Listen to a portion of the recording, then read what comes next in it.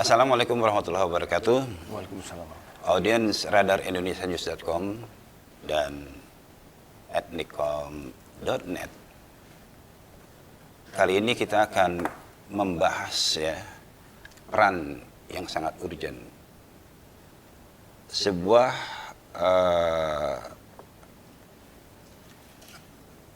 instansi yang sangat kita kenal sangat panas yaitu pemadam kebakaran. Nah, ini hari ini kita akan gali. Kita sudah bertemu dengan Bapak Suheri. Ya. Nanti kita akan gali apa dan bagaimana tupoksi pemadam kebakaran dan lebih detail lagi. Oke, apa kabar Pak Suheri? Alhamdulillah. Alhamdulillah. Makasih, Dari Pak. tadi pertama datang kita sudah melihat gagah sekali ini. Siap, terima kasih. Terima kasih. Iya, Pak Suheri, kita ingin menggali nih buat masyarakat lebih paham bagaimana sepak terjang di lapangan peran-peran penting para personil pemadam di lapangan. Nah, sebelum masuk ke sisi itu, kita akan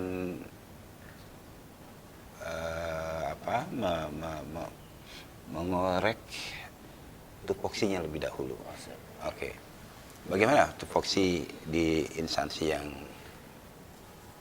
Bapak jalani sekarang? Oke.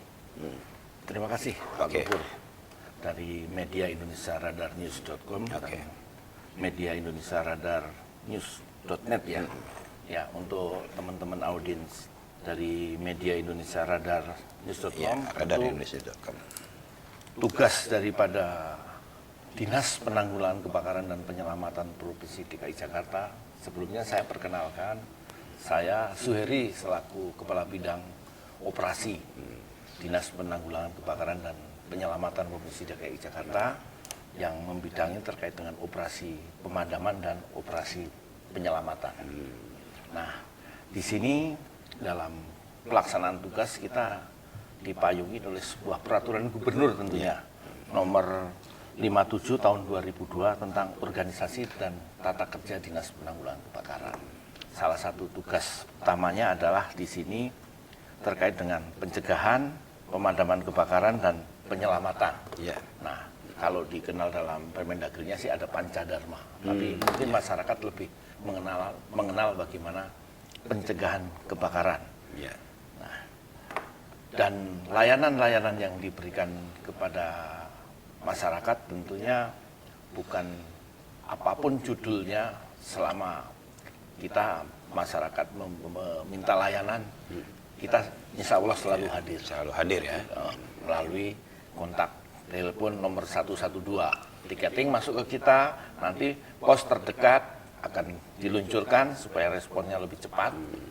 Dan nanti asesmen awal oleh pos terdekat, kalau memang perlu penanganan lanjutan, kita kerahkan sesuai dengan SOP atau sesuai dengan kejadiannya. Jadi selalu ready ya. Selalu ready 1 kali 24 jam.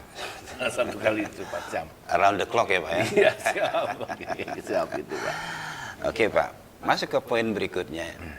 Kita mau lebih dalam lagi nih. Oke, Pak. Tingkat kerawanan di lapangan Pak. Betul, Pak. Ya, ini masalah yang juga harus dipikirkan juga ya. Bagaimana tingkat kerawanan di lapangan itu Pak? Nah, dalam pemotretan potensi kerawanan di masyarakat, mungkin itu kita sebenarnya memiliki sebuah namanya rencana induk sistem proteksi kebakaran Pak. Nah, kita bagi wilayah manajemennya, kalau di tingkat provinsi ada kepala dinas, di tingkat suku dinas ada namanya, di tingkat sudin atau tingkat kota ada suku dinas, di tingkat kecamatan ada sektor kecamatan, di tingkat kelurahan ada yang namanya satgas. Nah, nanti terkait dengan sarana prasarana juga sama, harus disiapkan sesuai dengan kebutuhannya untuk daerah-daerahnya seperti apa. Nah, yang berikutnya koordinasi. Nah, ini sangat penting juga nih koordinasi. Di mana kita butuh penanganan lanjutan dan lain sebagainya dibutuhkan dengan yang lain, ya kita akan melakukan koordinasi. Misalnya katakanlah gini, data kita penyebab tertinggi misalnya dari potensi kebakarannya adalah misalnya dari faktor listrik.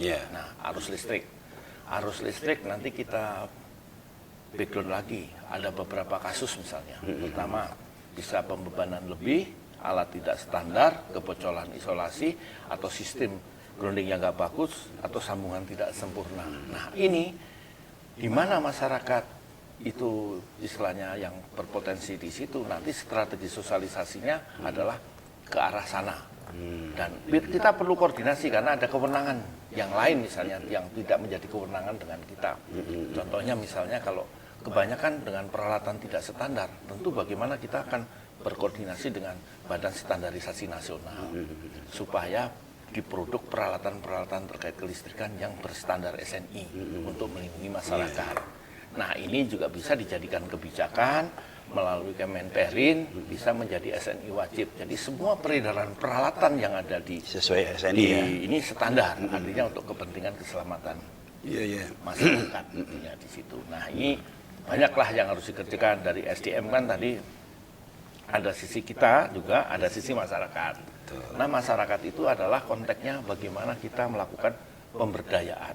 Pemberdayaan itu bicaranya adalah siapa yang ada di lokasi, mereka bisa berbuat lebih awal dan melakukan penanganan kebakaran awal sebelum kita datang. Nah, itu dibagi kawasan lingkungannya, ada pemukiman menjadi tanggung jawab pemerintah, tapi kalau di bangunan gedung kewajiban daripada pemilik. Nah, seperti kalau katakanlah menyediakan alat pemadam api, kalau kita di pemukiman adalah di pemukiman yang padat itu adalah menjadi tanggung jawab pemerintah. Tapi kalau di bangunan gedung itu menjadi tanggung jawab pemilik atau pengelola. Gitu. Jadi semua harus bisa bersinergi sesuai dengan pilar kerjanya, gitu, Pak. Dari equipment sampai juga SDM ya. Semua, betul. Oke Pak, ini agak menarik sekarang nih. Ini mengenai tantangan Pak nih. Bagaimana Pak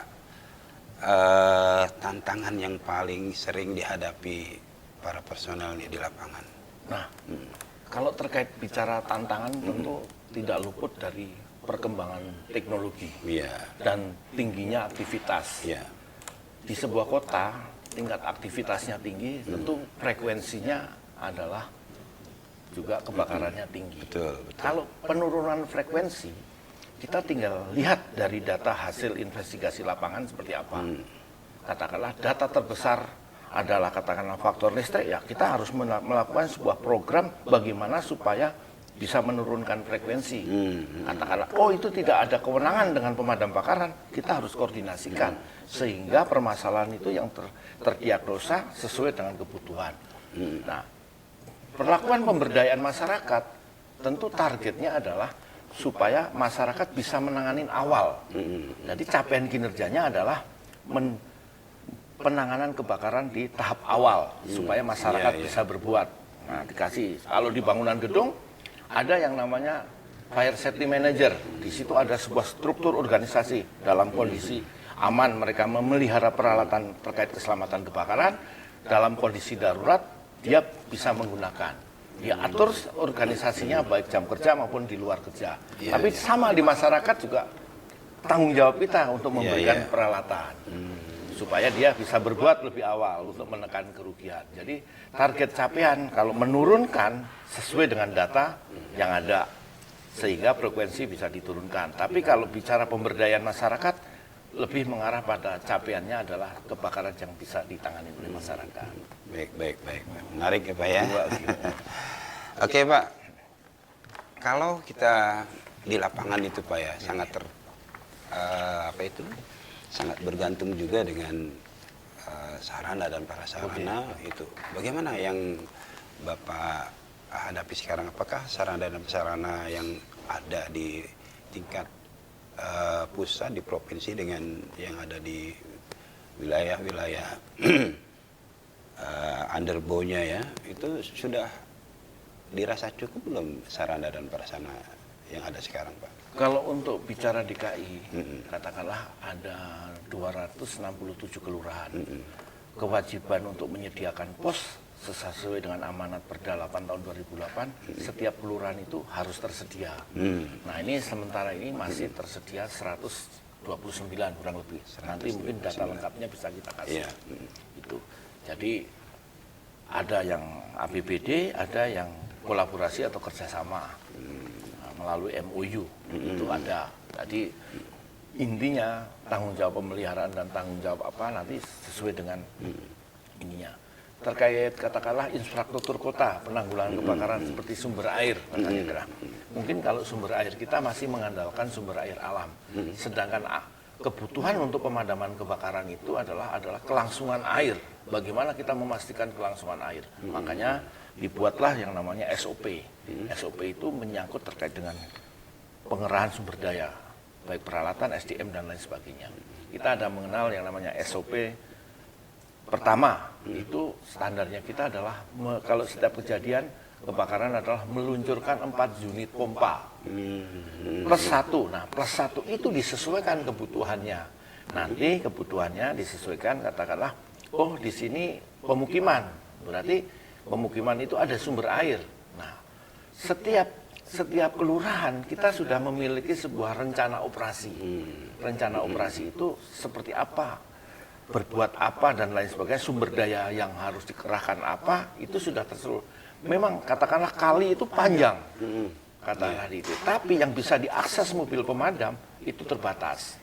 Nah, bagaimana cara mengaksesnya, dengan apa kita mengaksesnya, nah itu makanya dituangkan ke dalam SOP. Katakanlah kalau misalnya di sana sumber airnya tidak mendukung, berarti kita kirim tahap kedua dengan menggunakan unit yang lebih banyak supaya kontinu air bisa berlangsung sehingga pemadamannya bisa lebih efektif dan efisien.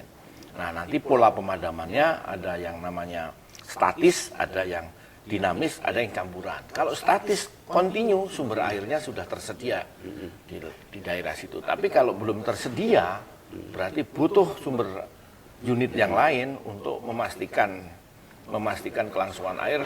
Jadi suplai dia pergi. Jadi ada yang statis, ada yang dinamis. Karena mungkin kalau kita melakukan statis itu mengganggu lalu lintas dan lain sebagainya, maka kita lakukan yang namanya pola pemadaman campuran di situ. Nah, itu semua sudah dilakukan mapping. Kalau di tingkat kelurahan sudah ada rencana operasinya, di comment center kita tinggal klik lokasi kebakarannya, kelurahan mana. Nah, nanti diklik radiusnya akan keluar sumber daya apa yang ada di sana yang bisa dioptimalkan. Jadi sudah terbaca di sana. Terbaca, termonitor lah di sana. Bahkan pergerakan unit dan pergerakan SDM-nya pun juga sudah Jadi terbaca. mana lokasi yang persiapan air yang di sana dinamis. ada misalnya di sana tersedia hidran kering. Nah, nanti bisa digunakan oleh anggota untuk mengakses ke lokasi ke sana supaya responnya lebih cepat dalam penanggulangannya. Baik, Pak. Oke. Selanjutnya Pak, dalam penanganan bencana kebakaran ini Pak, ini kan pasti kita perlu melakukan koordinasi ya. Bagaimana sejauh ini koordinasi yang dilakukan oleh Damkar ya, khususnya tingkat provinsi, dengan instansi lain seperti BPBD ya, kemudian pihak kepolisian dan seterusnya, bagaimana Pak? Oke, prinsipnya dalam melakukan mekanisme koordinasi itu kita selama ini berjalan. Katakanlah misalnya seperti penanganan penyelamatan terkait misalnya operasi eksekasi cincin misalnya, kita perlu dinas kesehatan, nah kita berkoordinasi untuk melakukan tindakan awal oleh mereka dan baru kita melakukan eksekasi nanti sesuai dengan SOP tentunya kan. Gitu. Tapi kalau terkait dengan BPBD, kita tiketing awal itu dari BPBD. Nanti kalau dibutuhkan kita butuh kelangsungan sumber air, berarti nanti bisa dengan SDA. Pintu air titik ini tolong dibuka untuk kelangsungan penanggulangan kebakaran. Samalah semuanya hampir terlibat. Kalau terjadi untuk dibantu terkait kemacetan dan lain sebagainya, nanti BPBD yang akan kita melapor ke BPBD, nanti BPBD akan menyampaikan dengan koordinasi instansi. Butuh ambulan dan lain sebagainya. Nanti BPBD lah yang akan memberikan tiketing kepada instansi-instansi terkait. Ya. Artinya, alhamdulillah untuk DKI Jakarta layanan dari orang lahir sampai meninggal tinggal telepon aja ke 112. koordinasi sudah berjalan. berjalan ya. Baik, pastinya kita masih penasaran ya untuk menggali lebih dalam lagi ya. Oke, Pak Heri, masih kelihatan segar ya. Ya, kita akan lebih menggali lagi. Salah satu upaya penyelamatan bukan saja setelah ada kejadian. Nah, ini perlu adanya edukasi kepada masyarakat. Apa sih selama ini upaya-upaya pihak Damkar ini dalam rangka pencegahan kebakaran melalui edukasi itu sejauh ini sudah sampai mana dan bagaimana? Oke. Terkait edukasi, edukasi kita juga melakukan edukasi dini kepada anak-anak sekolah mengenalkan terkait dengan tugas daripada pemadam kebakaran. Kita ada BPBD juga memiliki literasi yang dikolaborasikan, bahkan apabila ada layanan edukasi kita mengadakan di wilayah-wilayah juga, tinggal bersurat kita langsung berikan layanan. Juga seperti permintaan layanan-layanan seperti pelatihan bagaimana mencegah dan menanggulangi kebakaran, itu di setiap sudin itu juga semua melakukan sosialisasi yang masif tentunya gitu. Semua sudah berjalan bahkan ke sekolah-sekolah. Sekolah ya. Sudah dilakukan Dari tingkat SD, bahkan anak-anak TK kita kenalkan ini. Tapi mungkin pola pembelajaran itu bagaimana mereka agar kita anggap bahwa kita investasi masa depan. Bagaimana anak-anak itu mencintai organisasi ini sehingga kedepannya itu nanti lebih care lah terhadap organisasi ini kedepannya. Oke, baik Pak Heri. Berikutnya, ini ada yang menarik lagi nih, yang ingin saya tanyakan ya. Ada inovasi yang terkait dengan peralatan atau sistem kinerjanya dalam rangka penanggulangan kebakaran itu sendiri. Apakah tim yang dipegang atau dikomandoi Bapak Suheri ini ada gagasan-gagasan dan inovasi baru yang bisa dikembangkan? Terkait dengan inovasi, pastinya kita untuk menjawab sebuah tantangan kita harus berinovasi. Dengan tuntutan kita tahu lah kondisi Jakarta itu dari sisi transportasi misalnya, transportasi massal. Nah ini katakanlah seperti LRT, MRT, nah ini kan butuh apa? Kita yang namanya sebuah pemadam itu kan bicaranya adalah antisipasi. Antisipasi itu selalu menggambarkan hal yang terburuk apabila terjadi. Betul. Supaya kita bisa melakukan tindakan-tindakan apa yang nantinya apabila hal-hal itu yang terburuk terjadi. Nah ini contoh kayak MRT dan lain sebagainya. Sampai terkait dengan RENOP, di mana titik stasiun yang sering terjadi genangan. Nah, kita akan membuat rencana operasinya. Itu tekan sini. Nah, sekarang juga lagi beredar terkait dengan mobil listrik. Ya, betul. Penanganannya seperti apa? Tentu treatmentnya akan berbeda. Kita akan mencari belajar misalnya bisa melalui podcast kita beberapa pengalaman dari beberapa negara terkait penanganan mobil listrik lah. Kemarin pernah juga dengan chipnya di California terkait dengan Tesla, kita belajar seperti apa penanganannya. Nah ini kita terus menggali itu semua, mengembangkan terus ya, terus mengembangkan. Dan nanti butuh katakanlah misalnya terkait dengan pengalian resiko, katakanlah ini nggak memungkinkan orang itu melakukan, kira-kira alat apa yang bisa menggantikan sebagai pengalian resiko. Nah itu tetap akan kita lakukan. Maka sering melihat kadang beberapa dari teknologi-teknologi kita sudah bisa belajar, bisa komunikasi dengan sekarang ini sudah istilahnya komunikasi globalnya sudah luar biasa. Ternyata jiwanya pemadam itu merasa kayak keluarga yang besar. Kita di mana untuk mengenal, untuk berkenalan, untuk sharing wawasan itu ternyata tidak banyak kendala tentunya. Nah ini kadang-kadang kejadian-kejadian mereka, ada kejadian begini, mereka minta share video, kita kirim.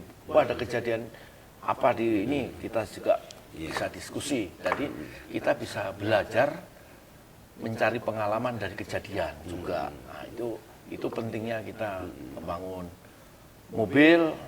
Kebetulan kita belum beruntung masih, tapi kita sudah bisa ikut karena pemenangnya adalah di situ leader terbaik dan medis terbaik. Tapi kita sudah istilahnya kita bisa bersaing lah dengan teman-teman ini. Mungkin karena persiapan kita dan baru mengikutin yang belum bisa optimal. Iya, belum optimal. Tapi Artinya, kita sudah ikut saja, Merpati Fest sudah luar biasa. Artinya ada pengalaman yang bisa kita jadikan dasar untuk pengembangan dan inovasi itu kita sendiri. juga bisa tahu teknologi apa, peralatan apa Betul. yang cocok, yang bisa diimplementasikan di kita. Kalau kita memang melihat katakanlah dari sisi misalnya berbasis terkait dengan penanganan kebakaran yang ditangani masyarakat, berarti kita mau terkait misalnya APAR. Kita berjuang untuk bagaimana APAR itu bisa memiliki standar. Nah, bicara standar itu kan bicaranya adalah bagaimana memastikan bahwa APAR itu kalau digunakan aman bagi pengguna dan daya padamnya juga sesuai dan ramah terhadap lingkungan. Dan kalau memang katakanlah ini bagi masyarakat itu penting, maka kita akan SNI itu kan istilahnya sebuah produk teknis yang katakanlah kalau belum dijadikan amanat di dalam regulasi seperti peraturan menteri atau peraturan daerah atau pergub itu tidak menjadi sebuah produk yang bisa diwajibkan nantinya. Nah, ini kita harmonisasi dengan Kemenperin sudah memberlakukan SNI wajib terkait dengan alat pemadam. Jadi nanti masyarakat supaya bisa menangani dengan aman, karena kita juga butuh peran serta masyarakat yang ada di mana dia tinggal, baik di pemukiman atau di tempat kerja, supaya bisa memadamkan lebih awal. Ini adalah untuk kepentingan bagaimana menekan kerugian seminimal mungkin. Harapan kita adalah menjadi tanggung jawab bersama. Oke, baik ya. Jadi dari motivasi dan kemudian inovasi, keterkaitan dengan peran instansi terkait dengan instansi yang lain, itu sangat penting. Dan tapi ada juga Pak Suheri yang nggak kalah penting ini dalam instansi yang namanya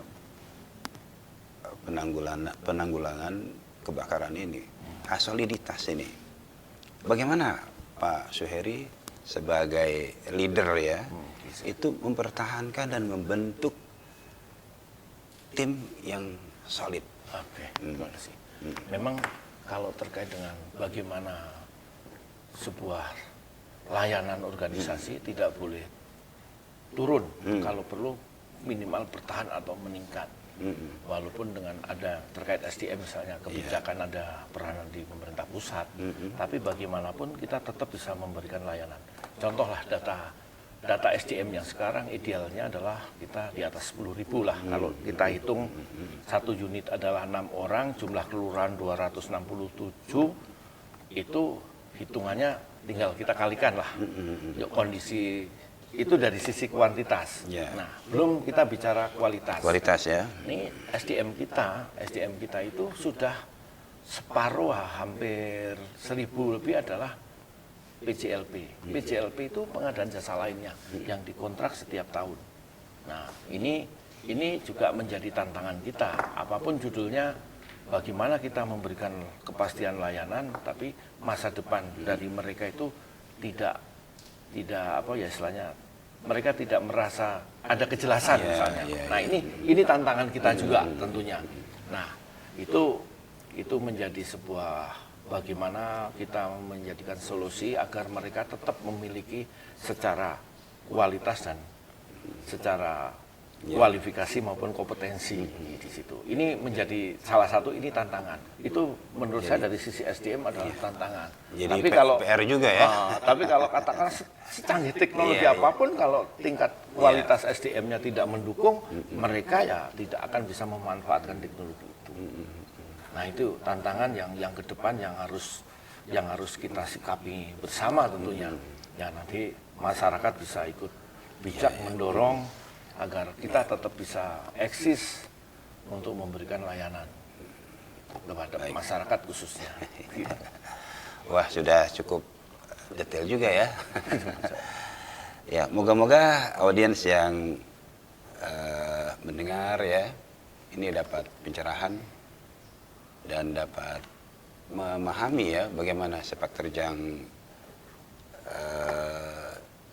petugas-petugas yang melawan ya suasana panas ya, api ya saat kebakaran. Nah, terakhir Pak Suheri, ini terkait dengan upaya-upaya maksimal dari Damkar itu sendiri agar terjamin gitu. Daerah atau lokasi tertentu atau khususnya ya di DKI Jakarta agar tingkat kenyamanan dan terhindar dari kebakaran atau peristiwa-peristiwa kebakaran itu apa sih upaya-upaya yang bisa dilakukan? Oke, terima kasih nih untuk teman-teman audiens dari. Oke. Kalau terkait dengan upaya, tentu kita pastinya harus kita lakukan. Katakanlah contoh misalnya, kita punya target misalnya menurunkan frekuensi. Nah, ini tugas kita ada UPT yang namanya UPT laboratorium. Salah satunya adalah tugasnya adalah melakukan investigasi kebakaran. Hakikat daripada investigasi kebakaran itu supaya bagaimana kita belajar dari kejadian supaya kejadian itu tidak terulang di tempat yang lain tentunya. Itu pertama yang harus kita Jadi lakukan investigasi ya? dulu sebab kebakaran. Nah, itu nanti akan menjadikan sebuah data. Data itu bukan hanya sekedar angka, tapi itu akan menjadi treatment kita. Kalau katakanlah capaian kita kinerjanya menurunkan frekuensi, ditemukan data bahwa sebab kebakaran tertinggi adalah katakanlah faktor listrik. Nah, di situ tidak ada kewenangan kita akan mengkoordinasikan seperti apa solusinya misalnya, seperti apa program supaya bisa capaian kinerja terkait frekuensi itu bisa kita turunkan. Tapi katakanlah kalau misalnya program itu juga perlu didukung juga terkait dengan pemberdayaan masyarakat, karena berbasis siapa yang ada di lokasi, mereka harus bisa berbuat. Kalau di gedung menjadi tanggung jawab pemilik pengelola, ownernya kita ya? melakukan pembinaan teknis, tapi kalau di masyarakat, daerah-daerah kita petakan peta-peta rawan supaya menjadi tidak rawan. Nah, ini perlu pemberdayaan masyarakat dengan memberikan peralatan, SDM-nya kita latih yang berbasis di lingkungan, kita data semua redcar yang ada yang berbasis lingkungan, kita latih, kita sosialisasikan terkait juga dengan program-program pencegahan dan penanggulangan kebakaran secara masif.